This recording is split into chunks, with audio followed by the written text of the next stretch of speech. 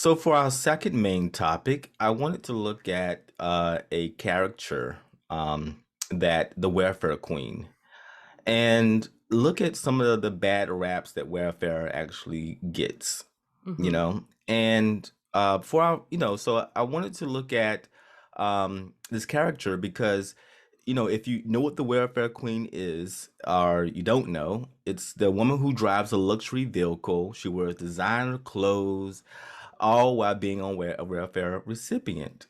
In other words, she is ghetto fabulous. Mm-mm. But I wanted to know whether this stereotype originates. So the caricature is of a black woman as being a welfare queen. So it's a Right. caricature, meaning that it's Hmm. not actually real.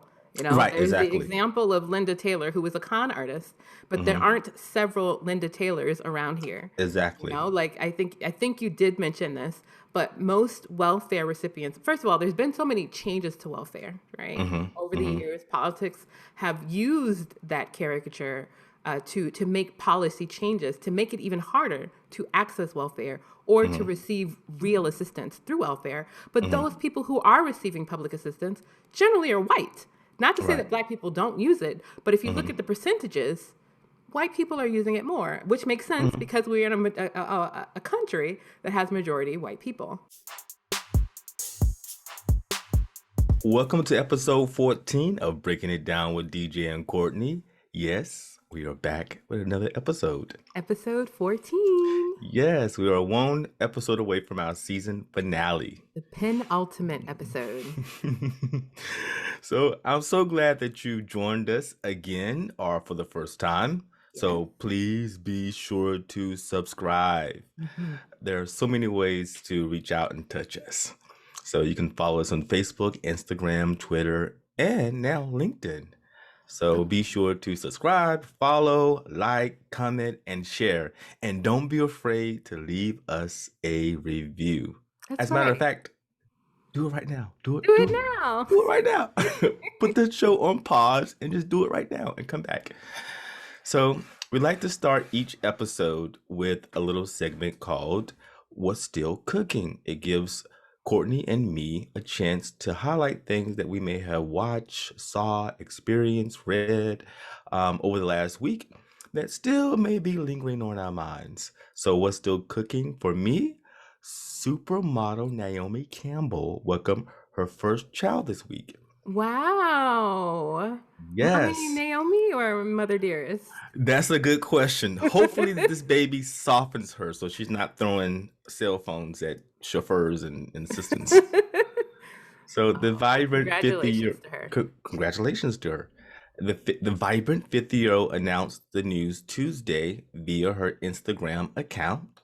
The post revealed that tiny little feet of an infant cupped by Naomi's well manicured hand.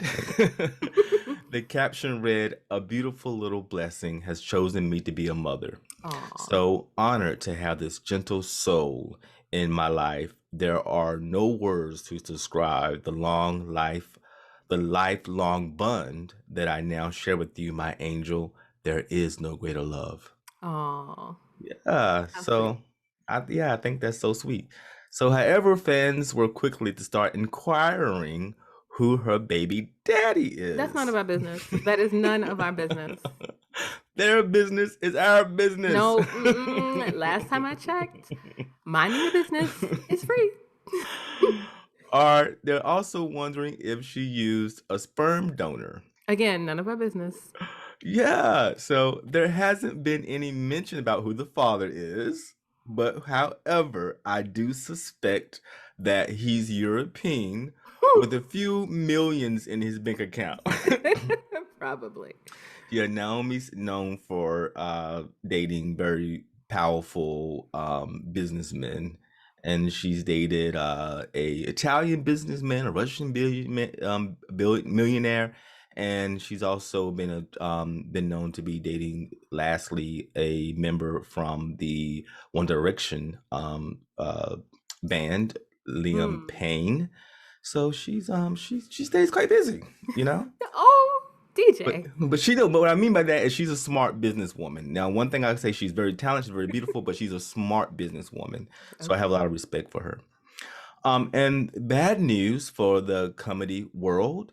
This week, legendary comedian Paul Mooney died in Oakland, California. Mm-hmm. On Wednesday of a heart attack, Mooney has collaborated and inspired many comedic giants like Richard Pryor, Red Fox, Dave Chappelle, Chris Rock, Eddie Murphy, and many other Hollywood household names in comedy.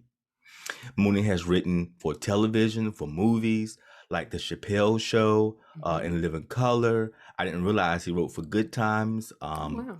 My favorite movies, Bustin' Loose, that old movie back in the 80s, Hollywood Shuffle. In 90s, it was Bamboozled, amongst others that he's collaborated with other comedic giants. He is truly the godfather of comedy and will be missed. He definitely will be missed. I loved Paul Mooney. I thought that his humor was very intelligent, Hmm. witty, and a little dry, kind of like my wine. Hmm. How I like my wine. Like his comedy was really brilliant. So condolences Yeah, to his family, and yeah, 'cause he's gonna be missed. yeah. I enjoyed his comedy as well. And one thing that he did do, he always picked on everybody, every Mm. race, but he definitely always gave us things to think about from a very polarizing way. So I am wishing his family well too. Yeah, yeah. Well, what's still cooking for me is Emmy Award winning actor Billy Porter, who portrays HIV positive character Pray Tell on Pose, revealed last week that he is HIV positive. He says Mm. he was diagnosed 14 years ago in 2007 and has lived in shame with the diagnosis for many years. He's quoted saying, "The shame of that time, compounded with the shame that had already accumulated in my life, silenced me. And I have lived with that shame and silence for 14 years. HIV positive, where I come from, growing up in the Pentecostal church with a very religious family, is God's punishment." Mm. What I didn't realize is that he's an Oscar away from an EGOT, and he had Mm. kept the secret even from his mother. Wow. And when he realized that even though she's aging, she's still going to be around, she did share with her this year that secret, and she told him that she loves him no matter what. So I was Mm. really proud to hear that, and I'm just really glad that he can let go of the shame because it's not needed, you know. It's so true, and getting that acceptance from your family, it's a great feeling to get that from them. So I'm happy for him. Yes, I am happy for him. And, I love him. I didn't get to see him on Broadway in Kinky Boots, Mm. but I love him on Pose. And Hmm. I love his fashion sense and the way that he pushes the envelope. So Hmm. I'm happy to hear that he gets to live his life more fully now. Yeah, years ago he had a single out called um Love is on the Way. It was from a movie, The First Wives Club, back in the day, I think in the 90s. And this song, I have it on my playlist. Anytime I feel down, I listen to this song and it lifts me up.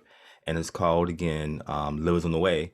So have a chance, listen to the song. It will blow your mind. His voice is amazing. I will listen to it. Maybe that's the song that got him the Grammy. So I'll definitely check that I, out. I would not doubt that. Okay. All right. Well, let's get into the show. Yeah.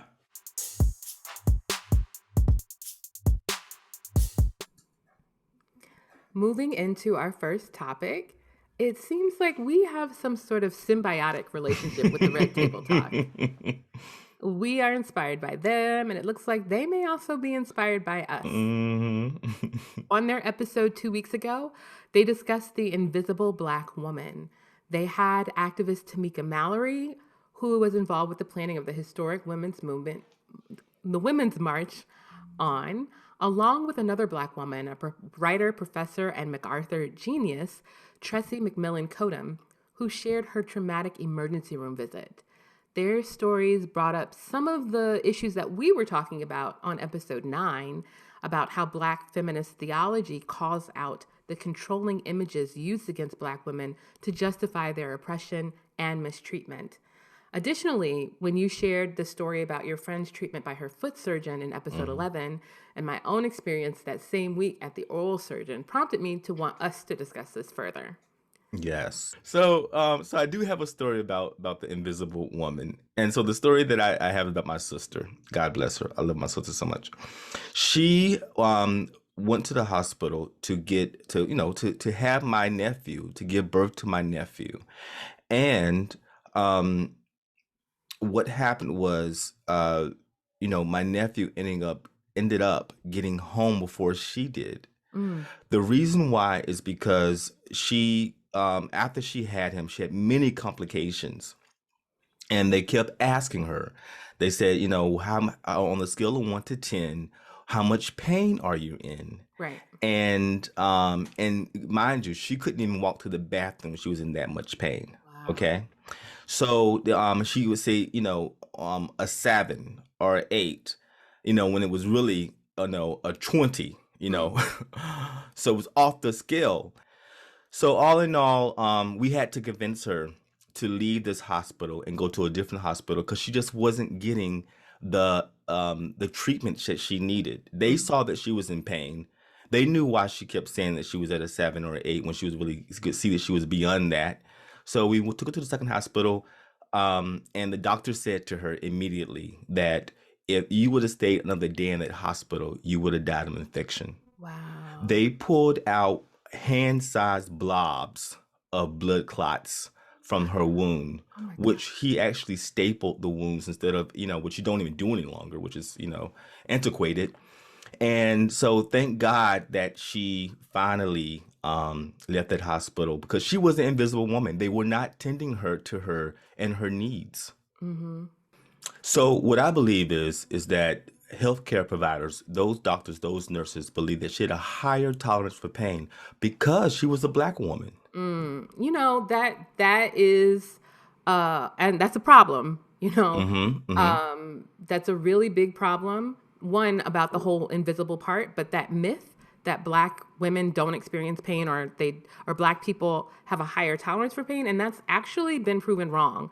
A 2016 University of Virginia study showed that white medical students and residents believed inaccurate differences about blacks and whites. Some include that blacks have less sensitive nerve endings than whites, or that Wow. black people's blood coagulates more quickly.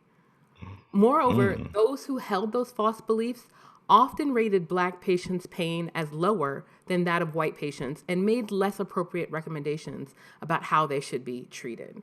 So Mm. like that whole notion of black people being able to tolerate pain, and the way that your sister was treated, and the way that your friend was treated by her oral surgeon, just like dismissing her concerns and her wishes, which she Mm. stated, which were written down. So, like someone will say, oh, that was just a mistake. But Mm-hmm. because she's a black woman, and because there's this history of black women being ignored, I can't disassociate those two things. And then my own experience, I was recently at the oral surgeon. At the initial surgery, everything went fine, but he did one small mistake. So when it was time to do the follow-up, everything didn't go as normally planned. It was normally was planned. And then 3 months later, at the follow-up to move to from the temporary crown to the permanent crown, Mm-hmm. because of the mistake he made, my gums healed around the crown in a certain way. So when he removed it, Oh. the screw that he put in had come out, right? But before he starts to like clear my gums to access the implant, because I had dental Mm-hmm. implants put in, he Mm-hmm. didn't offer me any anesthesia. So I'm like verbally expressing that I'm in pain. Oh, we should, do some anesthesia. Like, hell yeah. And so, but like when I left the appointment, I was grateful that I've had a background working as a community health worker where I've had to coach Black people specifically, because I worked with Black people, Black poor people, and specific Medicaid recipients on advocating for their needs in the healthcare setting. So I was able Mm-hmm. to advocate for my needs in that moment. Um, So how do you think is the best way, or how would you coach a woman to speak up at the doctor's office? Yeah, yeah. So a lot of my work when I was doing that type of work was revolving around education, strategies, and affirmation. So I would educate. So the program that I was working for was about educating Medicaid recipients that either had hypertension, diabetes, or asthma. So educating my patients on what their symptoms were, what their illnesses were, what things that they should be looking for to care for themselves, so that they knew that if they were experiencing something, they should go to the doctor. Or if, what's normal, what's not normal, so that they would know that, right? And Right. then setting up the framework, because there's this huge power dynamic that occurs. And I think this might would have been happening with your sister. Where especially, I don't know if what your sister's economic background is, but especially if you're poor in this country, and then if you're Black, there's this notion, because all of the systems that cater to poor people have this thing where we're criminalizing them and we want them to fall in line, right? So there's this notion that you are breaking the rules for being poor. So when you walk into a doctor's office, that power dynamic is in play, where the doctor's in charge and you have to follow their rules, and whatever they say is right. But the actual dynamic in a true healthcare system is you're the coach. So I would set up this dynamic that you're the head coach, the doctor's a player on the team. You know your body. So once you Right. have the education on how the body should be responding, like what health actually feels like, and you know what you're experiencing, you are the one that calls the shots when you go into the doctor's office. And there'd be times I would accompany these clients to their appointments. The doctors were not happy to see me there Oh, because wow. Especially if they like, oh, we know her. right, they weren't happy because I would make their jobs harder, because it's about, they couldn't just throw a prescription at someone. It's like, do I need this prescription? Is there something else that I can do? What are the side effects of this medication? I was helping my clients be empowered about their health in a way that the system, especially for poor people, especially for Black women, it's not wanting them to show up in that way, right? And then the last thing, it's really ironic that we're talking about this now, because I just had a Facebook memory from my time working in this position, where the agency that I was working with, or the organization that I was working with, realized that this problem was happening, that people were, especially poor people, were showing up in doctor's office feeling disempowered. So we created affirmation cards, and me being the graphic designer for the organization, I designed the cards. And it was focusing around affirmations about I am worthy. So we gave them affirmations to feel empowered to show up to their appointments, to run the show, to be the coach. So, the coaching that I did really helped them to confront and challenge the controlling images that were in play in those situations. So, I know we discussed in a previous episode about Patricia Hill Collins and the controlling images and how they're played. And one thing that you did, you taught me and educated me on, was these different controlling images, which I knew existed, but I didn't know that someone actually had categorized them. And that, like you said earlier, about the strong Black woman, she can tolerate the pain, she can put up with it. And I believe that mentality, some Black women do have. Like my sister, she had that mentality. She was telling them she was at a 7 when she was really at a 20. Yeah, some And Black women have internalized it. right, and and I bet if she was sitting in the emergency room and she saw a white woman there who was in pain, probably less pain than she was, she would allow her to go first, because she would feel as though, well, she needs it, and she's the weak white woman, or a woman who's more fragile, so she can go ahead on, and I can see it because I can bear this pain more than she can. And I think I think that has been internalized by Black women, that they can put up with more pain than others when they could be and is in 10 times more pain than the other person who is Yeah, a different race. yeah. Well, we need to move on into the next topic. So what's your breakdown? So my breakdown is that Black women are strong and they are resilient, and they are vulnerable, and more vulnerable than they know. And I'm just glad that you're out there coaching them and teaching them that how to sort of mitigate the conversation with your doctor. I'm glad that somebody's out there, maybe someone heard this conversation that we're having and decide to take on that role as well, to accompany them to a doctor's appointment, to say, hey, um, you need to be asking these questions. Mm-hmm. Yeah. Yeah. I would say that I would say that we need to move away from the Black woman is strong. I do. I think we need to move away from the Black woman is resilient. Those are things that we need to say. We know they're true. The Black woman is worthy. The Black woman needs to be protected. Like you said, she is vulnerable, and she has been invisible. And I would say to all the Black women who may have internalized that message that we need to be strong, and that because there's so much that lays on our shoulders, that it is safe for us to rest. It is. It is safe for us to rest. It is a radical act of resistance to prioritize our self-care, but it is necessary. And there were a couple of things that was said on the Red Table Talk. I behoove, not for everyone to listen to our shows, but that episode on the Invisible Black Woman, a strategy that was given is that in terms of Black women in healthcare, instead of allowing that power dynamic of the doctor being, powerful or whatever, see the doctor as a service provider. If the doctor was the person that was doing your hair and they messed up, you would let them know. So, we get to remove the doctor from that pedestal and recognize that we are the one that has the most knowledge about our own health, and that we can advocate for ourselves. And in every space, it is okay. And if we collectively do it, the world will shift by saying no and prioritizing ourselves. So, to my sisters, that is my call and my prayer for myself and for you, that we put ourselves first, and that we claim our visibility by putting our foots down, our feet down. Our feet. Our feet. All right. So for our segment, Make You Laugh, I found a story about this week, a woman on Monday, a 20-year-old Florida woman who allegedly went to I don't know, I'm saying allegedly before because she did it, but but went to a Miami high school dressed as a student and to promote her Instagram account. What?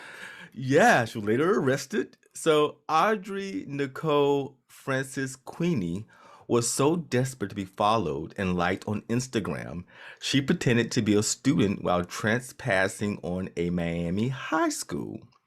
Wait, So, I don't so understand.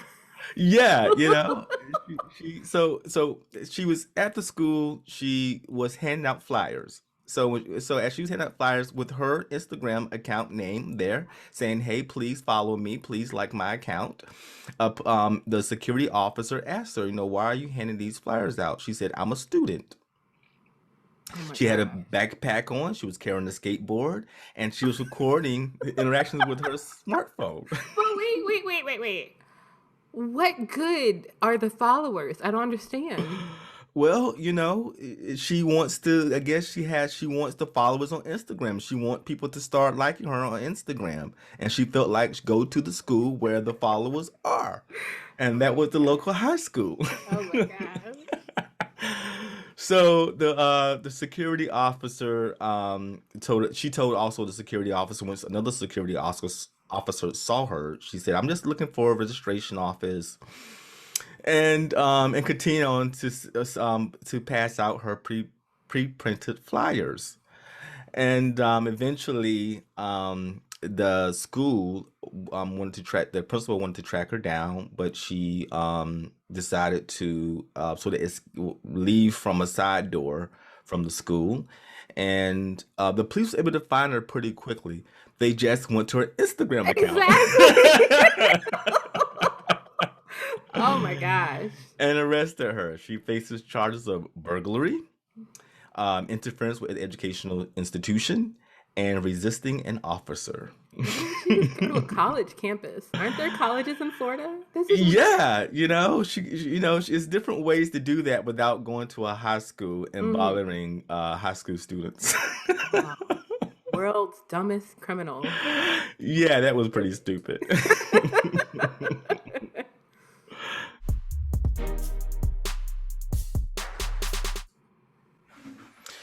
So for our second main topic, I wanted to look at a character that the welfare queen, and look at some of the bad raps that welfare actually gets, Mm-hmm.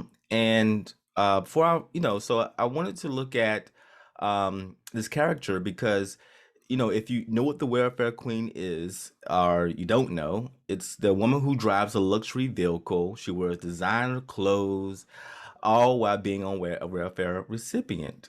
In other words, she is ghetto fabulous. Mm-mm. But I wanted to know whether this stereotype originate. So have you ever? Well, of course, you heard of the welfare queen before, Absolutely. right? Mm-hmm. And and I want, and when you start researching it and start looking at the history behind the welfare queen, it goes back to Ronald Reagan, How our surprising. 40th president. Say it again. How surprising. I like the quote that you said in a previous episode. Everything is goes back to racism. Everything, Right. It everything. does. It does. In this So, country, at least. so during his presidential campaign, Reagan used the welfare queen character as a pun to depict how liberal policies on welfare had gone wrong. So he wanted to use that as a way to sort of push his agenda. Mm-hmm.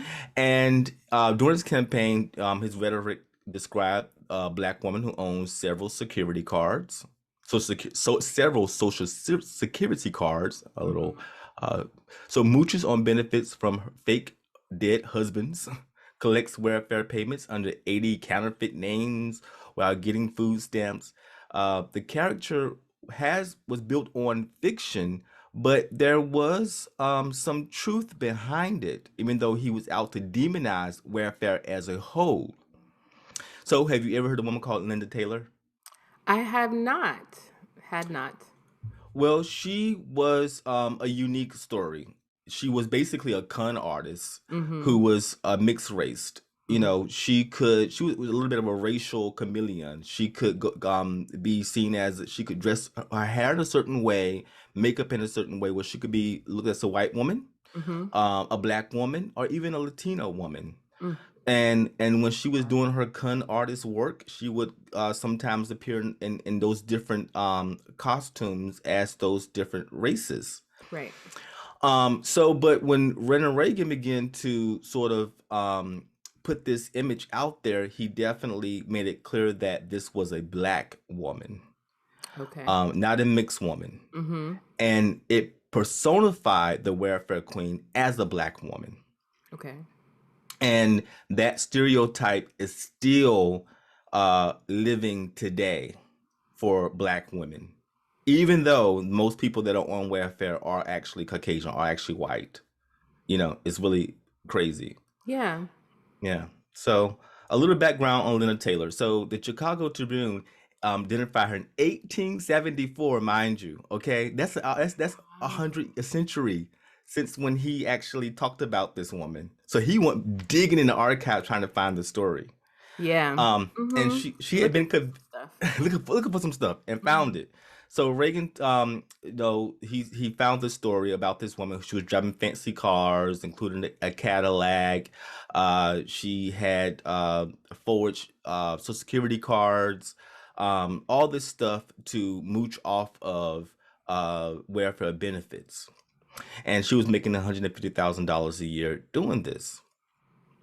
Wow. But yeah, and the whole purpose around this was he wanted to just demonize welfare Mm-hmm. because him and the Republican Party was against the idea. Yeah. Yeah. Yeah. That makes sense. And I mean, it's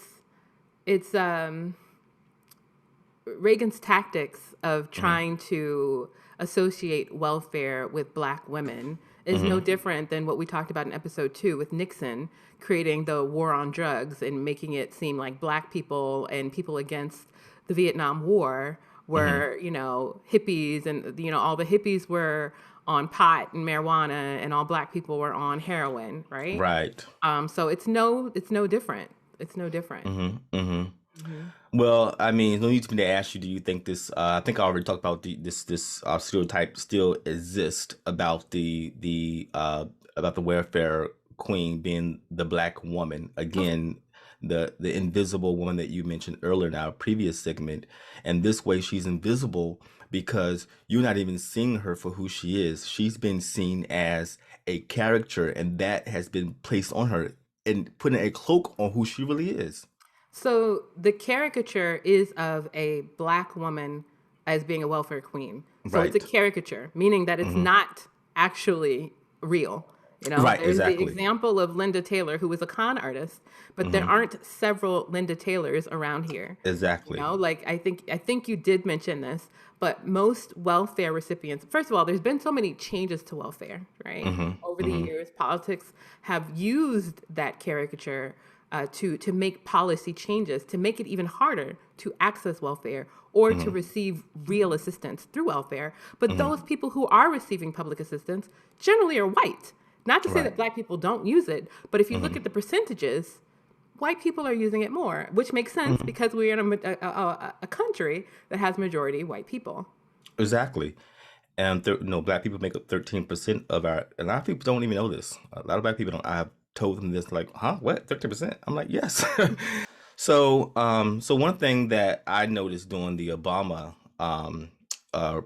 presidency, Mm-hmm. he was actually ridiculed and called the welfare president or the food stamp president Mm-hmm. because he offered a lot of government programs to everyone, to corporations. He offered to Americans, black, white, and everything in the Mm-hmm. middle. But he was called that because he was trying basically um, get us through a financial crisis when he entered the office. Absolutely. So that's one of the things that frustrated me so badly during his presidency because the Republican Party tried to frame him as that. Absolutely. And it's crazy that Republicans were trying to demonize him by calling him that, right? Not acknowledging that it was a Republican president that was sending the country into that recession, right? Hmm. It was George W. Bush that had the country going towards a recession. And, it's interesting. Timothy Smeating, who's a Hmm. professor of public affairs at the University of Wisconsin-Madison, and he's also the former director of that school's Institute for Research on Poverty, says that Obama did a good job in a really tough situation. Yeah. Poverty would have increased a lot more without what he did. So the tactic that Republicans are doing, like it's Nixon and Reagan, what they're all doing, it's not unfamiliar. What they're doing is they're trying to create this buy-in from poor whites. They're trying Hmm. to use racism to separate poor people, right? True. Because if we look at even during slavery, times of slavery, or right after slavery, we can go that far back, or we don't even have to go that far back. We can look to the time when Martin Luther King was alive. Part of the reason that he was assassinated when he was assassinated was because he moved his movement towards fighting for the rights for poor people, Right. which Exactly. crosses the color line. And Hmm. and when poor people are united and they join forces with people who are oppressed because of their color, there is more political power there. But if you keep them separated, you have more of a division, and you have these poor white people who are looking at blacks as though that they're the problem and that they're a threat, when they Hmm. actually would benefit from the public assistance programs that Right. they're demonizing, right? Exactly. Exactly. So do you think corporate welfare under the guise of government subsidies are more palatable to the right? Absolutely, because, it's like Republicans recognize what the system is, and businesses get a pass because they get that tax write-off, where Right. it's the same thing as if, if I need public assistance for whatever reason, like Hmm. businesses could mismanage their money and they get help from the government. The bailout. Right, right, right, exactly. But if I mismanage my money, I'm wrong, and I just have to tough it out. I have to figure it out. Right. You pull yourself by the with the bootstraps, they say. Exactly, You know. exactly. So yeah. So one question, and because I think Biden, because he is a Caucasian, he's a white male, is a Mhm. president. Do you think that he'll be able to escape that being called the food stamp president, the welfare president, because he's a white president? I think for the first 3 years of his presidency, he will. I think the year that he's going to have to campaign, or, I don't think he's going to run again, but the next Democrat is going to have to, they're probably going to be put up against, are you going to continue the Biden legacy of being the food stamps, whatever. I think it depends on what the economy is going to do. Like, is there going to be a shift? Is there going to be more of a need? I mean, we're moving out of COVID, and we're moving out of what almost was the biggest financial recession that we've seen in the country. So I'm sure there is a need for more aid to be done. And of course, the right is going to turn on that, but I don't think it's going to be as big of a problem as it was for Obama because of what you said, because he's white. Right. So it's harder because of the legacy of the welfare queen, that myth, it's going to be harder to associate food stamps, welfare with a white man. Yeah. Because it's so ingrained in people's mind that that's a black man. Ingrained, yes. So for my breakdown, for decades, the stereotype of the so-called welfare queen, like you said, has been demonized, and black women, and that's tragic. And to know that it didn't even have anything to do with the black woman. It was a con artist who was multiracial. Yes. And was raised as a white woman. And they are encapsulating a bitterness towards black women receiving welfare, the much needed welfare, when the overarching number of white Americans who actually see more public assistance than anyone. And I have to admit, do more of the blue collar crimes than anyone. Yeah. So it's just unfortunate. It is unfortunate. And my breakdown echoes that as well. And, Trump did a real big number on empowering those ignorant poor whites and getting them to buy into policies that are to their detriment.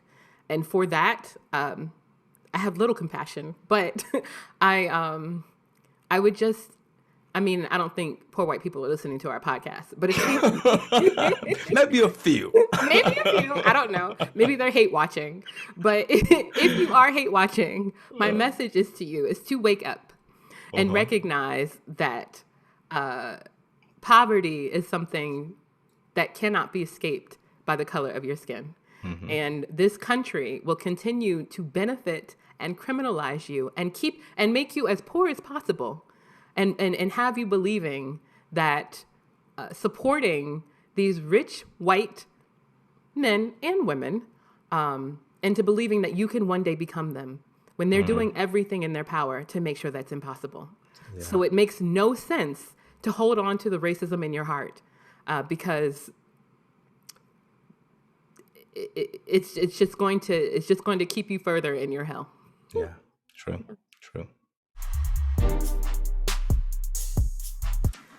Ending the show, again, featuring Black women, I found something for our Inspire segment. So this is the part of the show where we bring to you a story that is uplifting and hopefully will leave you smiling. Yes. So it's almost the end of May. It's graduation season. And today's Inspire segment is about Vivian Cummingham. She is a great-grandmother of 3 who earned her undergraduate degree in liberal studies at Alabama's Samford University at 78 years old. She spent 6 years working towards her degree in liberal studies at the university, and she's quoted by saying, "I say follow your dreams. Don't let anyone tell you it can't be done. Keep pushing and keep God in the plan." She spent 29 years working as a custodian and then as the head of the mailroom for the Alabama Power Company before retiring in 1992. She then used the company's tuition reimbursement program to earn an associate degree in paralegal studies from Virginia College. But she wanted to continue her education beyond the 1 degree. So she went ahead and got her undergrad degree, and she graduated this May. She's also motivated her own daughter to pursue her PhD at North Carolina A&T after her daughter earned an undergraduate degree at Averett University and a master's degree at Webster University. Her daughter's son, so Vivian's grandson, is also now in a master's degree program at the University of Miami after graduating from Old Dominion University. So, you know, Black women have been the thread through this episode, and I just wanted to make sure that we inspire by highlighting a Black woman that shows, you know, it doesn't follow that magic. Stereotype. Yeah, exactly. Black girl magic, and doesn't that has broken that stereotype. You know, and what's so amazing, she's inspired 2 generations after her. Absolutely, You know? absolutely. And that she didn't stop, you know, like her life went one way. I'm sure she worked those many years at those jobs to make sure that her daughter and her grandson, you know, had a life that would allow them to pursue higher education in that way. And, you know, the article also mentioned that, you know, she started her undergrad degree in school. She would take night classes and be the oldest person in the class. And then when COVID hit, she had to transition to virtual learning, and her daughter had to help her. So she probably would have been good with that book that we mentioned. Yeah. You know, she was like, I don't know much about technology. My daughter had to help me, but she made it through and she graduated. Wow, I'm really impressed by that, because a lot of times people say I'm too old to go back to college to learn something. She's broken all those stereotypes. Yeah. She said, don't give up. She's like, I love learning. So salute to you and congratulations, Vivian. Yes. So that's our episode. Yeah, We did another it. one in the hopper. We did it. And so for those of you listening, if you heard at the beginning, DJ said that this is our penultimate episode. We have one more left in season 1. So be sure to tune in next week. We're going to make it special. But thank you again so much for continuing to listen, continuing to let us know that you're listening, and engaging with us on social media and supporting us through this season. Yes. So then thank you so much. I really appreciate I'll talk more about it, I guess, next week, about the love that we've gotten over our first season, and we've gotten so much love. So, so thank you. Yeah. If you want to, you know, be a part of the love that we're going to share next week, you can reach out to us on Instagram at Breaking It Down Show, at Facebook, or on Facebook at Breaking It Down Podcast, and you can email us at breakingitdownshow@gmail.com. Again, that's breakingitdownshow@gmail.com. Yes. So thank you so much, and we'll see you next week. See you next week. Bye. Bye. Breaking It Down with DJ and Courtney is edited and produced by Designs by Courtney H. Music produced by Courtney Hinton. Thank you for viewing. Please hit the subscribe button and thumbs up this video. Don't forget to hit the notification bell so you don't miss an episode. Thanks for watching.